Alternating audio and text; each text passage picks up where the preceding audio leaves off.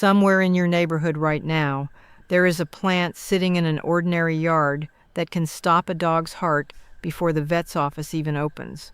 Another one that will hospitalize a person who only breathes smoke from burning its clippings. A third one that looks so gentle and familiar that people blend it into their morning juice.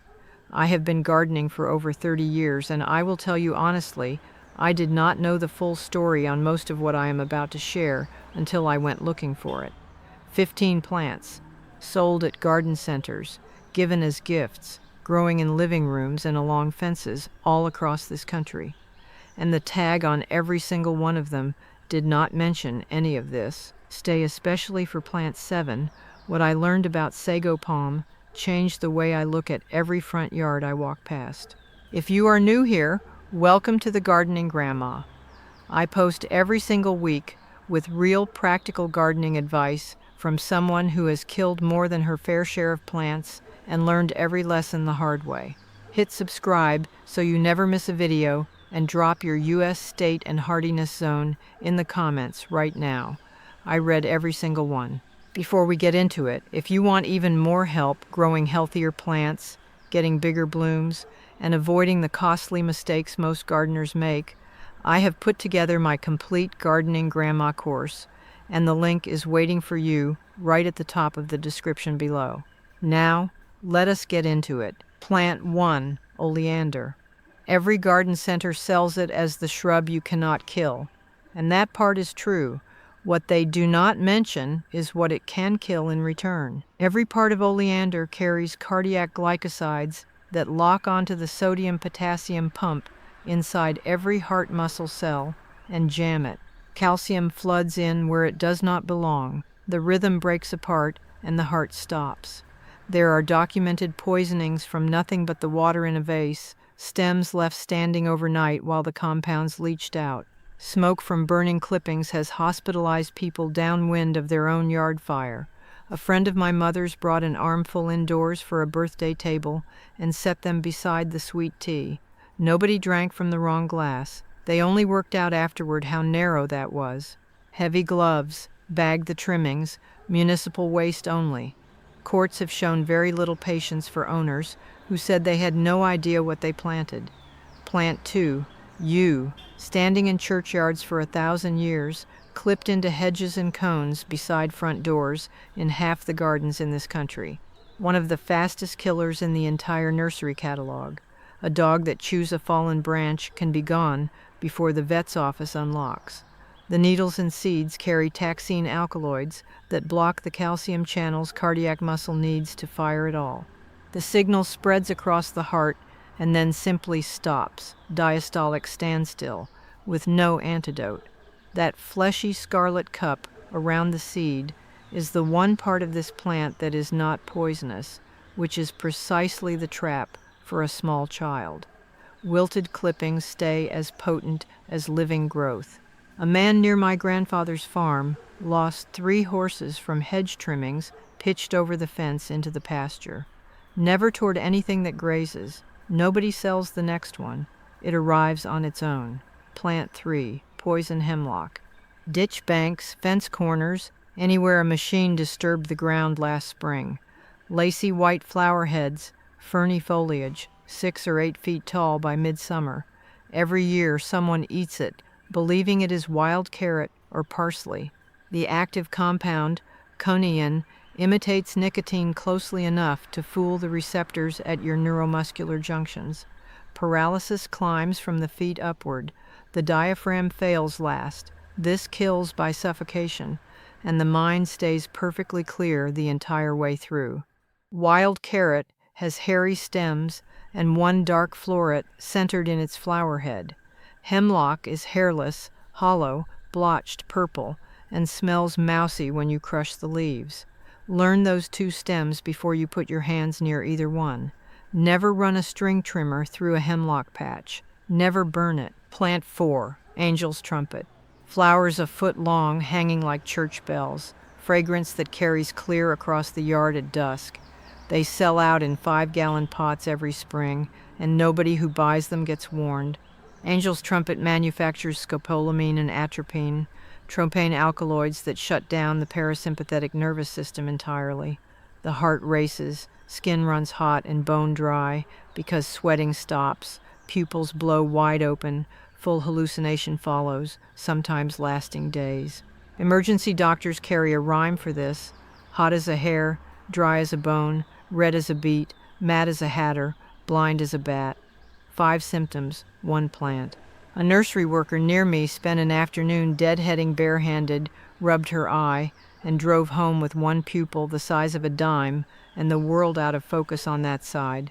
It settled, but it frightened her badly enough that she wore gloves for the rest of the season. Gloves every time you touch this plant. Plant 5, autumn crocus. Bare stems push out of bare ground in September with no leaves at all, which is where the old name naked ladies comes from. It looks close enough to a harmless spring crocus that people plant both in the same border. The alkaloid inside is colchicine, and it stops cells from dividing by binding the protein that builds the mitotic spindle. The gut lining fails first, then the bone marrow. Bloody gastroenteritis arrives early, circulatory collapse follows, and a crash in white blood cells comes days later in someone who seemed to be recovering. People go to bed feeling fine. Wild garlic and lily of the valley throw up nearly identical leaves in the same damp woodland, and lily of the valley is a cardiac poison. There is one test: crush a leaf.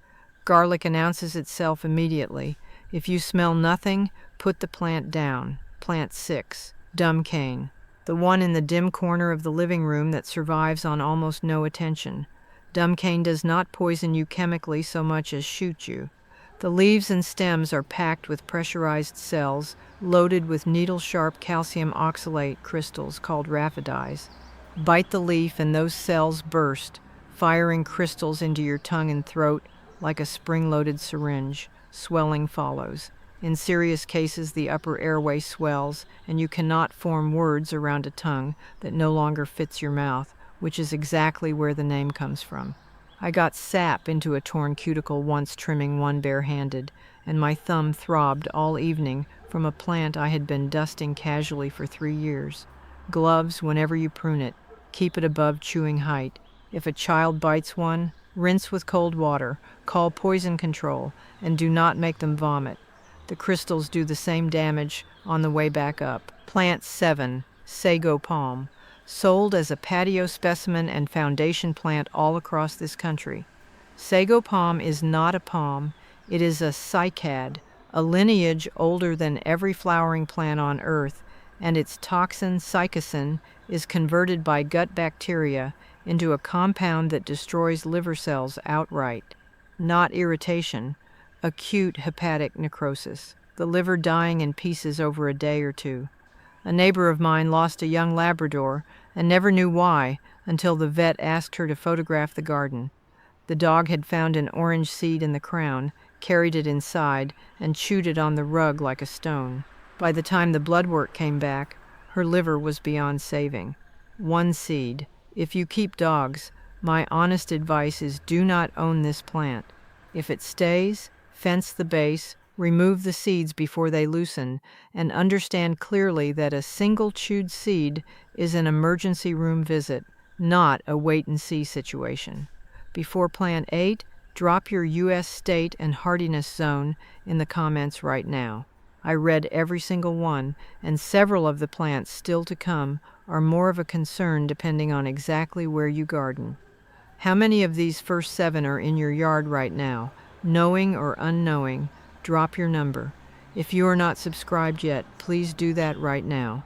Every week I put out practical information built for gardeners who want the real story. Hit subscribe and let us keep going. Plant 8, castor bean. Nobody buys this for danger, they buy it for drama. Bronze red palmate leaves the width of a dinner plate, 8 feet of growth in a single season, sold under names like Carmencita as though it were a cheerful summer annual. The seeds contain ricin. The B chain grips a receptor on the cell surface and tricks the cell into swallowing the whole molecule. The A chain then clips one specific letter out of your ribosomal RNA, and that ribosome can never build another protein. The cell starves. Multiply that across gut tissue, and you get necrosis. then organ failure. The seeds are mottled, glossy, and genuinely beautiful. Children pocket them the way they pocket interesting stones. A woman I know found a fistful in her grandson's shorts on laundry day. Cut every flower spike before the pods split. Gloves, bagged the spikes, landfill. Plant 9, English ivy. Still sold at every big box garden center, still recommended for the shady north-facing strip, illegal to sell in the state of Oregon. Trim it barehanded on a warm day, and a fair number of people develop a blistering contact rash that takes a week to clear. Eat the berries and you get burning, vomiting, and cramping. But the larger damage happens outdoors, slowly, and nobody connects it to the flat of ground cover they bought years ago. On the ground, ivy forms a carpet, so dense light stops reaching the soil, and everything that grew through it simply stops. Foresters call it an ivy desert. Then it climbs, holds moisture against tree bark, invites rot, and makes mature canopy trees top-heavy before they come down across your fence in a February storm. Cut a band through every stem at chest height. Everything above weathers off. Leave it. Pulling live ivy off bark takes the bark with it. Plant 10, true lilies, Easter, Asiatic, Oriental, Stargazer, any lily with that heavy scent and long pollen-dusted anthers. If you have no cat, this 90 seconds costs you nothing. If you have a cat, it may be the most important thing in this video. The entire genus Lilium is catastrophically toxic to cats and to nothing else we know of. Dogs get an upset stomach. A cat gets acute kidney failure. After decades of research, nobody has identified the compound, only that it is water-soluble, present throughout the plant, including the vase water, and destroys the kidney tubule lining. There is no antidote. A cat brushes past a bouquet on the hall table, picks up pollen on her coat, and grooms it off an hour later. That is the entire exposure. A vet nurse told me about stargazers brought home for an anniversary. The cat never touched the flowers. She only walked under them. No lilies in a house with a cat, and that includes cut stems arriving as a gift. Plant 11, rhododendron, and azalea with it, because every garden azalea is a rhododendron under the botanical hood. Rhododendron produces grain toxins that do the opposite of you. Instead of blocking sodium channels, they hold them permanently open. The nerve and muscle cells can never reset. Heart rate crashes, blood pressure drops, rhythm goes irregular, and the person vomits and cannot stand up. In 401 BC, Xenophon marched 10,000 Greek soldiers along the Black Sea coast, and they raided local beehives. The bees had been working rhododendron. His men went down in the hundreds, so many collapsed it looked like the aftermath of a battle. The honey is still made on that coastline, still sold as mad honey, and it still lands people in emergency rooms with heart rates in the 30s. Nothing that grazes should reach this plant. Clippings never go near a paddock. Plant 12, larkspur. Blue spires standing shoulder high at the back of a cottage border, cut for vases, sewn from a $2 packet. Larkspur carries diterpene alkaloids that block the signal at the neuromuscular junction completely. The muscle never receives the message. An animal trembles, staggers, and goes down, and because a cow that goes down cannot belch, the rumen bloats and presses on the lungs. Suffocation follows the paralysis. On western rangeland, this plant kills more cattle than almost anything else growing. A man in Montana I spoke with moves his entire herd to a different drainage for 3 weeks every spring to avoid the young growth. He called it paying rent to a flower. Keep it away from any fence a horse can reach. Wear gloves when you collect seed. The alkaloids absorb through skin. Plant 13, aloe vera. I know exactly how this sounds. Aloe is the plant by the kitchen window for burns, and that use is entirely sound. There are 2 substances in an aloe leaf, not one. The clear inner gel is gentle. The bitter yellow latex directly beneath the rind carries alone and anthraquinone glycosides that act as a powerful stimulant laxative, swallowed in quantity. Cramping, diarrhea that does not stop, dehydration, electrolyte loss. In an older person on blood pressure or heart medication, that is not a trivial afternoon. A woman at my mother's church blended whole leaves into her morning juice for weeks, rind and all, on the reasoning that if the gel was good, the rest must be better. She lost most of a week before anyone identified the problem. Filly the leaf properly, stand it cut end down in a jar, and let the yellow sap drain away before you use the gel. Always. Plant 14, Flaming Katy. 4 pounds at the supermarket checkout. Cheerful clusters that keep going for months without anything you would call care. Flaming Katy, or Kalanchoe, contains bufadienolides, and if that word is unfamiliar, the mechanism will not be. It attacks the exact same sodium-potassium pump we saw in Oleander at the start of this video. 2 completely unrelated plant families arriving independently at the identical weapon. For a cat or dog that nibbles a leaf, the usual result is drooling, vomiting, and a rough night. A pet that eats a meaningful amount can develop the same dangerous arrhythmias Oleander produces, and that needs a vet the same evening, not the next morning. Kalanchoe gets pushed hardest at Christmas and Easter, precisely when houses are fullest of gift plants and animals are most likely to investigate something new sitting on the coffee table. Plant 15, Butterfly Bush. This one poisons nothing at all. It does its harm slowly, in the open, while everyone congratulates the gardener. Buddleia davidi produces nectar that adult butterflies love, which is exactly why it sits in the wildlife-friendly section with a butterfly on the label. But an adult butterfly is the final 2 weeks of a life that ran for months as a caterpillar eating specific host plant leaves. No native caterpillar can digest Buddleia foliage, so the adults feed, drift, and lay their eggs somewhere else, or nowhere. The plant works as a beautifully decorated dead end. Then it seeds aggressively into riverbanks and forest edges, crowding out the host plants caterpillars actually depend on. Butterfly weed, Asclepias tuberosa, feeds both adults and caterpillars. A native viburnum gives you flower, fruit, and autumn color. And if the Buddleia stays, cut every spent spike before it seeds. It blooms harder for it anyway. A plant tag is a sales document. It tells you height, spread, sun, and water, everything the plant will do for you, and not one word about what it does to a dog, a child, or the birds wintering in your yard. You can read past that now. Walk your garden tomorrow morning and look at what you are actually growing. Drop your zone in the comments and tell me which one of these 15 surprised you most.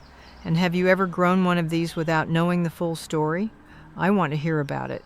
Share this video with one gardener in your life who has any of these in their yard right now. They deserve to know. If you are not subscribed yet, now is the time. I post every single week and I never waste your time. Until next time, happy gardening. Take care of yourselves and take care of those beautiful gardens of yours.